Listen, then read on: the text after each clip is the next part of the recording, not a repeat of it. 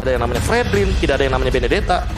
Dan kalau misalkan di head to head match up kan ini Baloyski dan juga Wijanarko dengan kill participation yang tidak begitu berbeda jauh, namun untuk bagaimana ini damage yang benar-benar bisa diberikan, entah kenapa mungkin Baloyski lebih tinggi ketimbang Wijanarko karena memang Wijanarko tugasnya sebagai cover, bukan sekedar inisiator saja. Betul, tapi kalau misalnya dalam template permainan tadi ya, ketika mereka mengejar kemenangan banget ya, ini Wijanarko ini langsung shifting loh gameplaynya. Bukan hanya cover aja. Sadar gak? Dia tuh inisiator banget. Dia poking damage deadly karena dia tahu dia punya power. Tapi apakah dengan tidak adanya kali ini belum ada Matilda, dan jangan lupa Ruby-nya Wijanarko ini adalah salah satu Ruby terseram di MPL Season 10. Iya, karena dia Ruby terseram, iya. Bisa buka team fight secara tiba-tiba. Nangkapnya sekali 3. Ammo Pendant-nya itu sih yang optimal banget, yang efektif banget penggunaan dari Ammo Pendant dan juga Dawn Ram of King-nya. Iya, dia bisa gue bilang gila sekali nangkep ya. Ini benar-benar kayak 10 orang ketangkep. Iya. Mau siapapun lawannya di depannya. Iya. Heran. Wijanarko. Ketarik tuh temennya. 10 ya. Kadang kayak temennya juga ikut sendiri. Lah gitu. Kok gue ikut juga nih bang. Udah ikut aja bang. Ya tapi kalau ngomongin soal Ruby sih kombonya banyak sebenarnya. Untuk jungler masih ada beberapa typical hero yang nantinya bisa memberikan sedikit healing damage kepada Cloud dan juga kepada Uranus. Apalagi kalau kita ngomongin soal Baxia yang masih terbuka, sehingga nanti Ruby bisa nge-follow apa yang dilakukan sama teman-teman dari Rebellion Zion. Dan buat sekarang dengan pick yang sudah diamankan, Lancelot, Matilda, minimnya sisi damage di sini mungkin akan dimaksimalkan sekali oleh Rebellion Zion. Apalagi dengan power dari Matilda, yang dimana seperti kita tahu Matildanya akan dijadikan roamer dan Ruby ditaruh di XP lane, digeser sedikit. Sehingga romnya dari mungkin Conceal akan berubah menjadi favor rom item. Sehingga di sini untuk sisi powernya dari Rebellion Zion minim banget. Link merupakan hero yang bagus di sini, sehingga nanti akan beradu dari segi Lancelot versus Link. Atau kalau mau yang lebih pasti lagi, Hayabusa juga oke banget di game kali ini. Pokoknya assassin yang bisa melakukan takedown cepat. Aemon bahkan masih ada soalnya. Banyak banget. Yang Karina ternyata yang menjadi pilihan mereka. Karina, oke. Non-stoppernya minim banget. Jadi buat Rebellion Zion karena hanya akan ada Ruby di XP lane, dan Ruby-nya juga match up-nya sama Uranus. Jadi agak under nih sebenarnya. Uranus lebih diunggulkan di sini.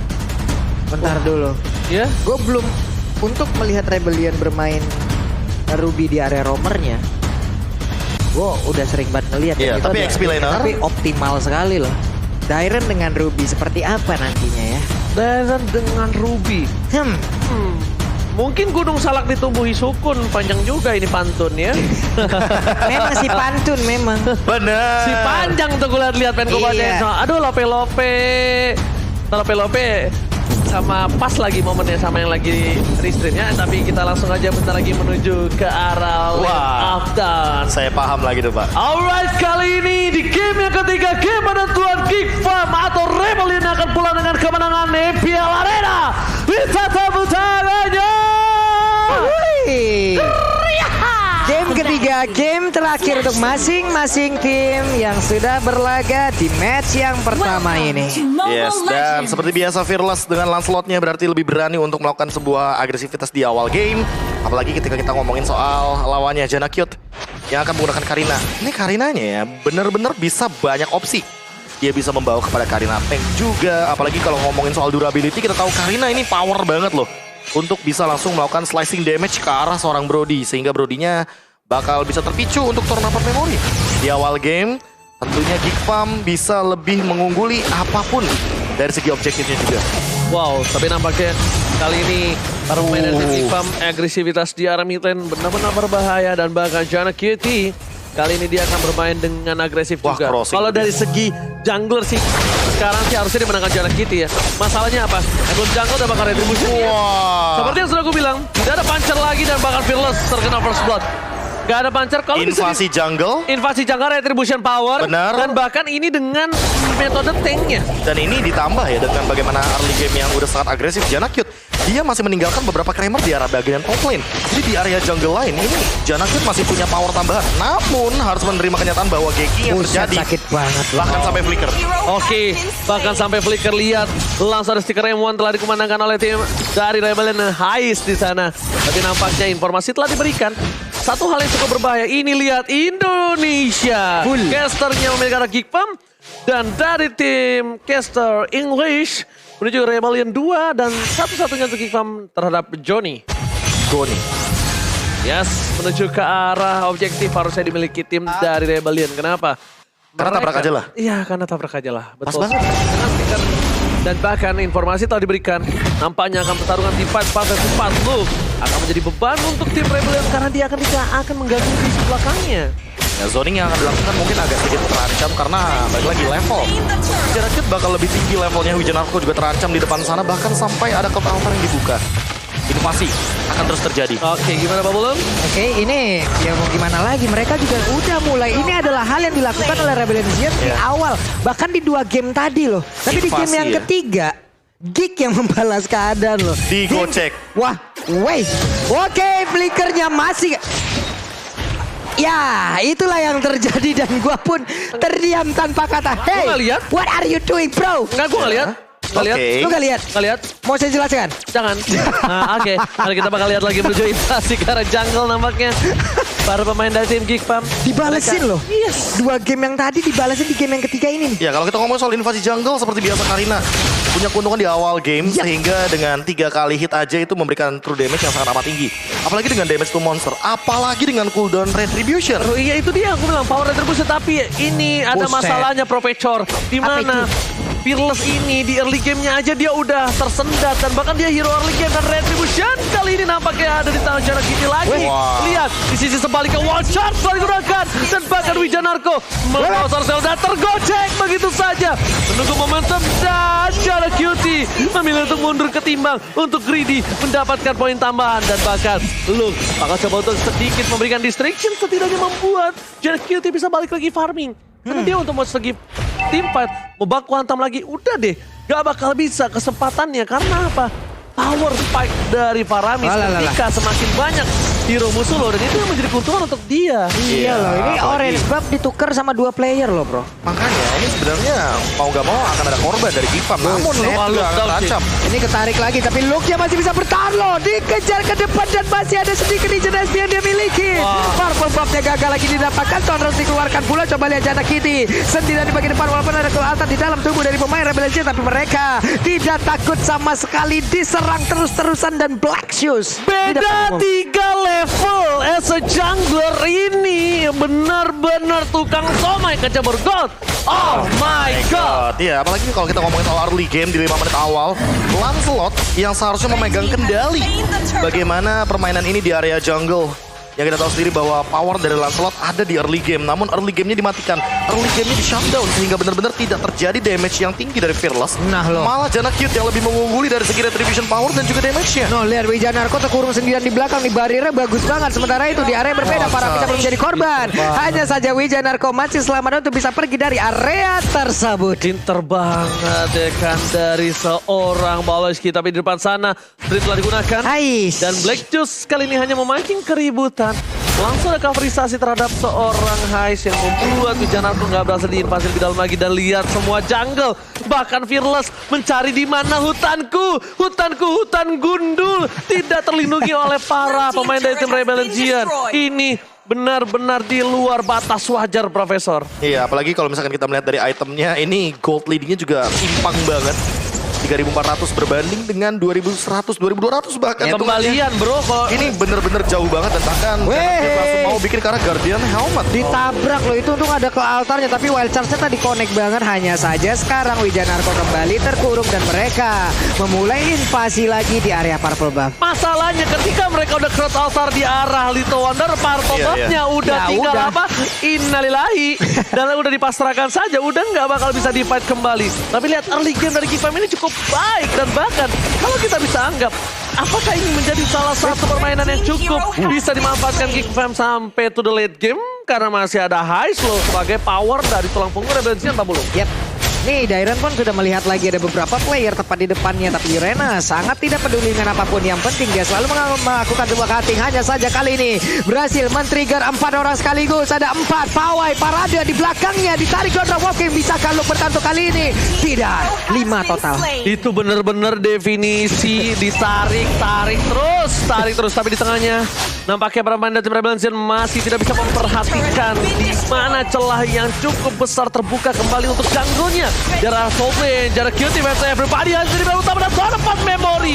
Nggak bisa membuat Geekfam melupakan ingatan mereka. Dan bahkan, para pemain dari tim Rebel Legends tanpa adanya Haze nggak punya power.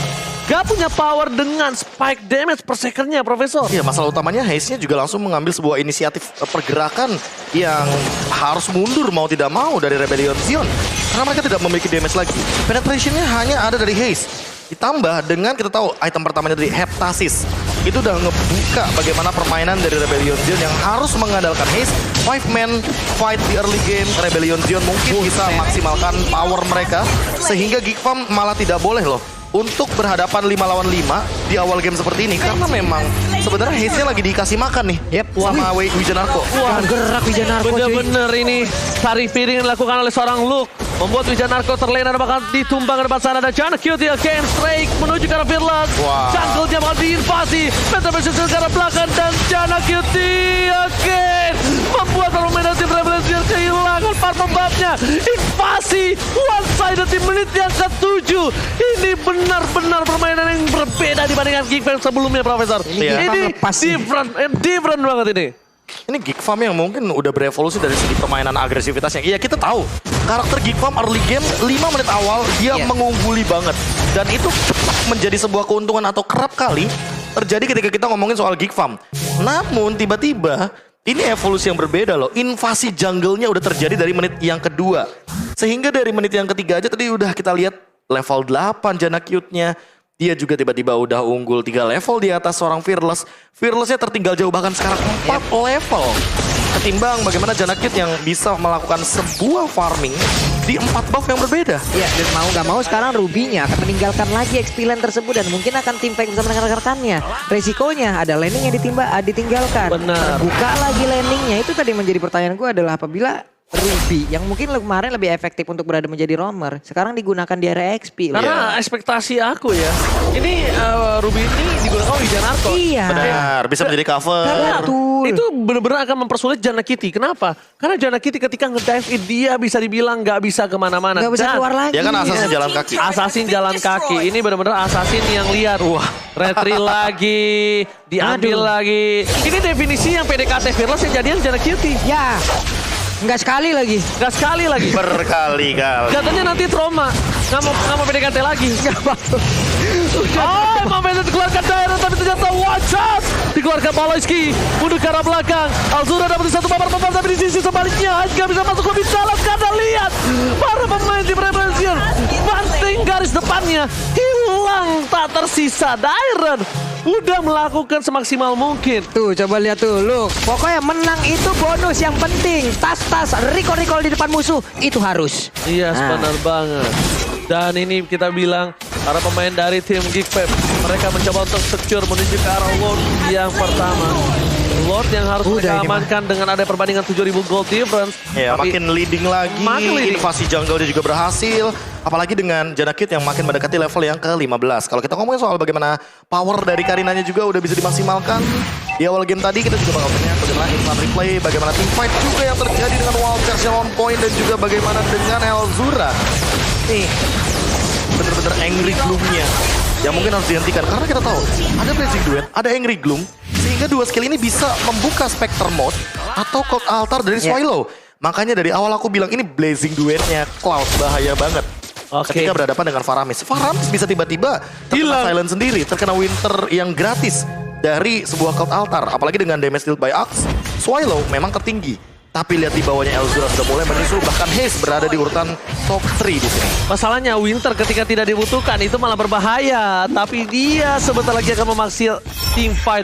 Karena Baloyski sudah menggunakan satu buah konsilnya, fokus ke arah base turret. Dan para pemain tim Geekfam, mereka leading dengan adanya 9.000 gold. Dipaksa team fight, bahkan watch out from Baloyski. Setidaknya mendelay sedikit team fight dilakukan Rebel Legends, bahkan mereka kehilangan Tyrant dan Gate.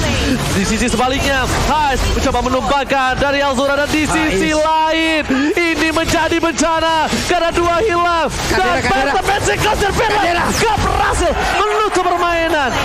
Geekfam berhasil membalikan keadaan yang mereka sudah unggul dan diambil di game yang kedua. Nampaknya di game yang ketiga mereka akan berjuang sampai akhir. Ini benar-benar statement yang benar-benar diucapkan bukan tanpa alasan tapi dengan bukti. Why Luke menangis? Mungkin karena permainan ini adalah permainan yang mereka Inginkan. Karena aku Benar. bilang, ini benar-benar totally different banget gameplay dari Geek Farm. Gue tahu permainan Baloski dengan groknya, tapi gue gak nyangka follow up-nya akan matching banget dengan gameplay dari Jana Cutie. Iya. Dan bahkan bagaimana sambutan dari Coach Ruben yang hadir untuk teman-teman dari Geek Farm dari week yang pertama sampai dengan week yang terakhir.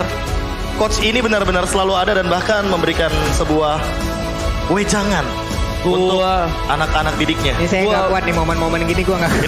Ini bunch of respect. Lemah gue.